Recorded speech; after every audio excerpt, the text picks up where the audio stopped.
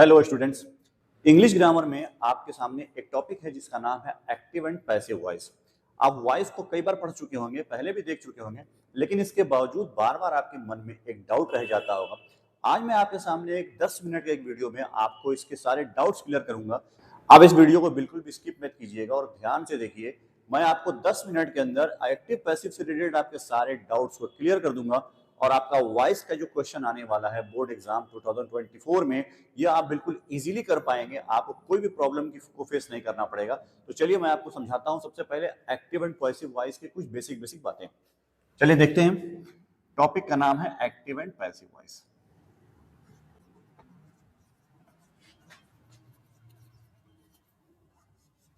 तो सबसे पहले आपको मैं एक बात बता दूं, आप पहले किसी सेंटेंस के स्ट्रक्चर को समझ लीजिए। कोई भी आप सेंटेंस जो लिखते हैं, आप जानते हैं sentence assertive sentence, interrogative sentence, imperative sentence. तो सबसे पहले मैं आपको असर्टिव सेंटेंस, इंट्रोगेटिव सेंटेंस के बारे में समझा रहा हूं। आप जब भी देखते हैं कोई भी असर्टिव सेंटेंस होता है, उसका जो स्ट्रक्चर होता है वो क्या होता है। सबसे पहले हम लोग क्या लिखते हैं, सब्जेक्ट, फिर helping verb, main verb, object, others, ये चीजें होती हैं किसी भी सेंटेंस का स्ट्रक्चर में। जो असर्टिव सेंटेंस होता है, आपने ये स्ट्रक्चर देखा होगा। अब आप इस स्ट्रक्चर को अच्छी तरह समझ लीजिए। इसमें आप देख सकते हैं एक सब्जेक्ट होता है और एक ऑब्जेक्ट होता है। जब भी हमको कभी किसी सेंटेंस में एक्टिव से पैसिव में कन्वर्ट करना हो या पैसिव से एक्टिव में कन्वर्ट करना हो, तो आपको इन दो जो इसके पार्ट्स हैं, इसको अच्छी तरह से पहचानना आना चाहिए। तो ये नॉर्मल स्ट्रक्चर होता है किसी सेंटेंस का। जो नॉर्मल स्ट्रक्चर है हम लोगों का, इसी को हम लोग एक्टिव वॉइस बोलते हैं। जो एक्टिव वॉइस का ही सेंटेंस है, ये जो सेंटेंस है वो एक्टिव वॉइस में है।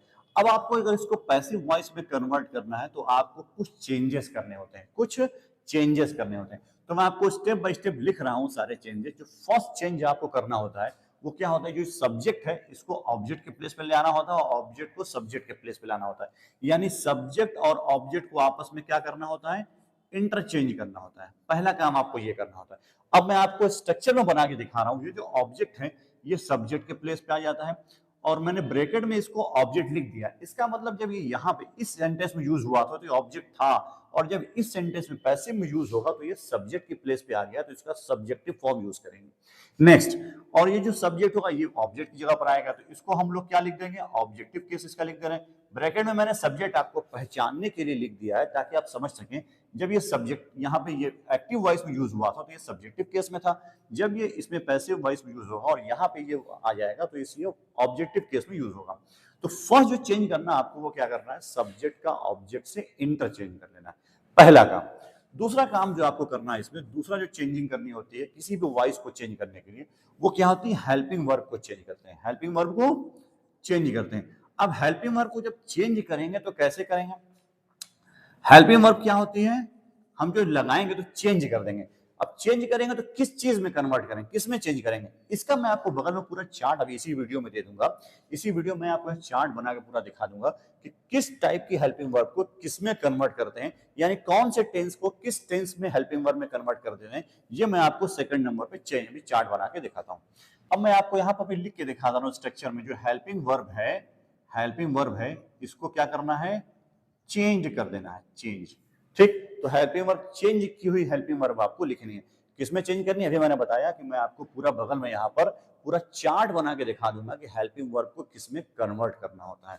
ठीक, अब थर्ड जो हमको नंबर पे चेंजिंग करनी है वो ये होती है, जो हमारा वर्ब यूज हुआ, मेन वर्ब जो यूज हुई है एक्टिव वॉइस में, वो जिस भी फॉर्म में यूज हुई हो, फर्स्ट फॉर्म में, सेकंड फॉर्म में, थर्ड फॉर्म में, आईएनजी फॉर्म में, उसको आपको कन्वर्ट करके वर्ब की थर्ड फॉर्म ही यूज करनी है पैसिव वॉइस में। यानी पैसिव वॉइस में हमेशा आपको वर्ब की थर्ड फॉर्म यूज करनी है। इस तरह से आप अगर वर्ब की फॉर्म यूज करेंगे पैसिव में, तो हमेशा वर्ब की थर्ड फॉर्म ही यूज करेंगे। अब इसके बाद जो नेक्स्ट चेंज करना होता है वो होता है फोर्थ नंबर का चेंज। इसमें आपको क्या करना है, अब आपने सब्जेक्ट और ऑब्जेक्ट का चेंज तो किया था फर्स्ट नंबर पे। सब्जेक्ट ऑब्जेक्ट के चेंज में जो आपने यहाँ ऑब्जेक्ट लिखा है, इस सब्जेक्ट को यहाँ आपने ऑब्जेक्ट बना के लिखा है। इस ऑब्जेक्ट के ठीक पहले आपको एक वर्ड यूज करना होता है, बाई। आपको एक वर्ड यूज करना होता है, by. Use by before object. जो ऑब्जेक्ट आपने बनाया है यहाँ पे, जो पहले सब्जेक्ट था, ब्रैकेट में बार बार उसको लिख रहा हूं, तो वो पहले सब्जेक्ट था। जब वो एक्टिव में यूज था तो सब्जेक्ट था, यहाँ आया तो ऑब्जेक्ट बन गया। उसके पहले ठीक आपको वर्ड बाय यूज करना होता है। इस तरह से इन 4 रूल को आप अच्छी तरह से याद रख लेंगे तो कोई भी क्वेश्चन, किसी भी टाइप का सेंटेंस होगा, आप उसको एक्टिव से पैसिव में इजीली कन्वर्ट कर पाएंगे। सिर्फ 4 रूल, हर एक, चाहे किसी भी टेंस में क्वेश्चन हो, हर टेंस के लिए एप्लीकेबल है, आप इसको इजीली कन्वर्ट कर पाएंगे। अब जो मैंने आपको बताया था कि सेकंड नंबर का रूल है हेल्पिंग वर्ब चेंज करनी होती है, उसका मैं पूरा चार्ट आपको दे रहा हूं।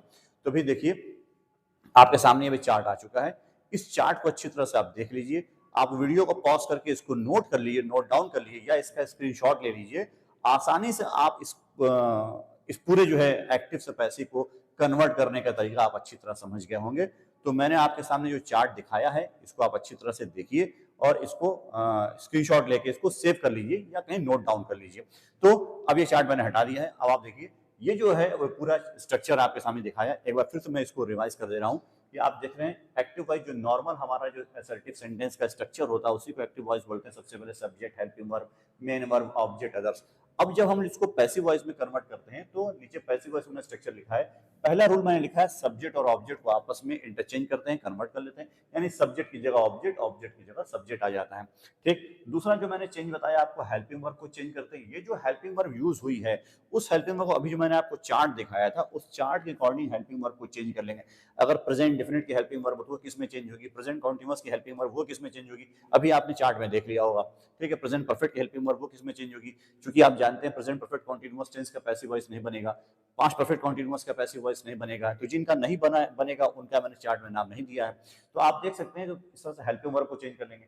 फिर जो वर्ब होती है वर्ब की थर्ड फॉर्म यूज करते हैं। हमेशा पैसिव वॉइस में वर्ब की थर्ड फॉर्म यूज करेंगे, वर्ब की थर्ड फॉर्म ने यूज कर ली है। और फिर जो फोर्थ रूल है use by before object, bracket में सब्जेक्ट है, यानी जो पहले सब्जेक्ट था वो अब ऑब्जेक्ट बन गया, उसके ठीक पहले बाय यूज कर लेंगे। इस तरह से हमने उसको यूज कर लिया। और जो अदर्स है वो पहले भी लास्ट में था, अभी भी लास्ट में उसको लिख देंगे तो उससे कोई फर्क नहीं पड़ने वाला। हाँ आप चाहें तो कभी कभी ये होता है कि हम लोग ये ऑब्जेक्ट जो है वो बाई प्लस ऑब्जेक्ट वो अदर्स की भी बात लिख देते हैं, वो भी लिख सकते हैं। लेकिन जो जनरली हम लोग ऐसा यूज करते हैं कि हम लोग इसको यहीं पे यूज कर लेते हैं और अदर्स को सबसे लास्ट में लिख लेते हैं ताकि हमारे लिए स्ट्रक्चर को समझने में किसी तरह की कोई प्रॉब्लम ना फेस करना पड़े। तो चलिए अब हम लोग एग्जांपल से समझते हैं। स्क्रीन पे आपके सामने एग्जांपल के लिए मैंने कुछ फॉर्मेट रख दिया है, आप देख सकते हैं आपके सामने स्क्रीन पे दिखाई दे रहा है। सबसे ऊपर जो आप देख सकते हैं इसमें मैंने आपको एक्टिव और पैसिव वॉइस का रूल लिख दिया है। ऊपर आपके सामने एक्टिव वॉइस का पूरा स्ट्रक्चर रखा हुआ है। एक्टिव वॉइस आपने देखा subject plus helping verb plus main verb plus object plus others. और उसके नीचे मैंने पैसिव वॉइस का आपके सामने परफॉर्मा रखा हुआ है। पैसिव वॉइस में सबसे पहले सब्जेक्ट जो पहले ऑब्जेक्ट था उसको हम लोग सब्जेक्ट बना लेंगे, फिर हेल्पिंग वर्ब आगे ब्रैकेट में चेंज लिखी हुई है उसको चेंज करना है। किस रूल से चेंज करना है आप देख सकते हैं आपके स्क्रीन पर राइट साइड और लेफ्ट साइड दोनों साइड में आपको एक्टिव और पैसिव को कैसे कैसे चेंज करना है उसका पूरा नंबरिंग दी हुई है। अगर प्रेजेंट डेफिनिट टेंस का हेल्पिंग वर्ब लगी है तो किस में चेंज होगी, फर्स्ट नंबर पे। सेकंड नंबर पे प्रेजेंट कॉन्टिन्यूअस टेंस की हेल्पिंग वर्ब लगी हुई है इज़ेमार, तो वो चेंज होगी पैसिव में किस में जाएगी, इज़ेमार प्लस बीइंग हो जाएगी। अगर वो प्रेजेंट परफेक्ट टेंस की हेल्पिंग वर्ब लगी हुई है तो वो किस में चेंज होगी, वो आप देख सकते हैं स्क्रीन पर। तो इस तरह से आप अपनी स्क्रीन पर सारी चीज़ें देख सकते हैं। अब हम लोग चलते हैं एग्जाम्पल देखते हैं और एग्जाम्पल से समझते हैं। तो चलिए अब आपके सामने मैं एग्जाम्पल के तौर पर दिखा रहा हूँ। जो फर्स्ट एग्जाम्पल आपके सामने आ रहा है, मैंने एक्टिव वॉइस का मैं सेंटेंस लिखने जा रहा हूँ आपके सामने। एक्टिव वॉइस में मैं पहला सेंटेंस लिख रहा हूँ, Mohan is teaching you. Mohan is teaching you. अब ये जो एक्टिव वॉइस का मैं सेंटेंस लिख रहा हूँ इसको हमको पैसिव में चेंज करना है। तो जब हम लोग पैसिव में चेंज करेंगे तो रूल आप देख सकते हैं ऊपर में, जो एक्टिव में सबसे पहले सब्जेक्ट है, फिर वो हेल्पिंग वर्ब है, ऑब्जेक्ट अदर्स है। तो सब्जेक्ट को जो पैसिव में जो है वो ऑब्जेक्ट सब्जेक्ट बन जाएगा। जो मेरा ऑब्जेक्ट है देख सकते हैं यू, उसको मैंने सब्जेक्ट बना लिया यू। कॉन्टिन्यूअस में हेल्पिंग वर्ब इज़एमआर होती है और उसको मैंने इज के बदले आर किया है यू सब्जेक्ट के अकॉर्डिंग। फिर बीइंग बढ़ गया है, वर्ब थर्ड फॉर्म नॉट लगी है और बाई, और फिर जो सब्जेक्ट मोहन था वो ऑब्जेक्ट बन गया। अब आप लोग इसके बाद नेक्स्ट एग्जांपल देखेंगे। नेक्स्ट एग्जांपल में मैंने आपके सामने फिर एक सेंटेंस लिख रहा हूँ। क्वेश्चन में यानी एक्टिव में सेंटेंस लिख रहा हूँ, he has cheated you. He has cheated you. अब ये एक सेंटेंस आपके सामने, इसमें सब्जेक्ट ही है और ऑब्जेक्ट यू है। तो हम इन दोनों को फिर फर्स्ट रूल के हिसाब से इंटरचेंज कर लेंगे। फर्स्ट रूल कहता है कि इनको आपस में इंटरचेंज कर लेते हैं। यू जो ऑब्जेक्ट है वो बन जाएगा सब्जेक्ट। फिर हेल्पिंग वर्ब यू के अकॉर्डिंग हैव प्लस बीन लग जाएगी। पैसिव में आप चार्ट में देख रहे हैं यू के बाद साथ जो है हैव प्लस बीन लगेगी, have plus been, you have been. फिर वर्ब की थर्ड फॉर्म हमेशा पैसिव में यूज होती है चीटेड, और जो हमारा सब्जेक्ट था एक्टिव में उसको बाई लगा के और ही का ऑब्जेक्टिव केस हिम यूज करेंगे। इस तरह से आप देख सकते हैं हम लोग यहाँ पर सेकंड एग्जाम्पल हमने कंप्लीट कर दिया। अब आपको मैं सामने थर्ड एग्जाम्पल आपके सामने दे रहा हूँ। थर्ड एग्जाम्पल है she did not, third example she did not help me. अब ये जो एग्जाम्पल है ये पास्ट इंडेफिनिट टेंस का एग्जाम्पल है। इसका आप चार्ट में देख रहे हो पास्ट इंडेफिनिट टेंस में अगर हेल्पिंग वर्ब डिड लगती है तो किस में चेंज होगी हेल्पिंग वर्ब, वो आप चार्ट में देख रहे हैं अपनी स्क्रीन पर। तो अब मैं इसको भी चेंज कर रहा हूँ। मी जो मेरा ऑब्जेक्ट है उसको मैं पहले सब्जेक्ट बना लूंगा, उसको बना लूंगा सब्जेक्ट आई। आप जानते हैं जो भी सब्जेक्ट के प्लेस पे आएगा तो वो सब्जेक्टिव केस यूज होगा आई। हेल्पिंग वर्ब वाज होगी, फिर नॉट, और वर्ब की हमेशा थर्ड फॉर्म हेल्प्ड बाई, और शी जो मेरा सब्जेक्ट है उसको बदल के हो जाएगा बाई हर ऑब्जेक्ट, ये ऑब्जेक्टिव केस में हो जाएगा। इस तरह से आपने इस एग्जाम्पल को भी समझ लिया होगा रूल के अकॉर्डिंग। अब आप लोग आपके सामने मैं नेक्स्ट एग्जाम्पल एक दे रहा हूँ। एक और एग्जाम्पल आपके सामने आ रहा है। अब मैं फ्यूचर टेंस का एक एग्जाम्पल देना चाहता हूँ आपके सामने। क्वेश्चन आपके सामने दे रहा हूँ, boys will play cricket. Question है the boys will play cricket, ये एक्टिव वॉइस का सेंटेंस है। अब इसको हम लोगों को पैसिव में चेंज करना है। तो आप देख रहे हैं इसमें भी ऑब्जेक्ट क्रिकेट है।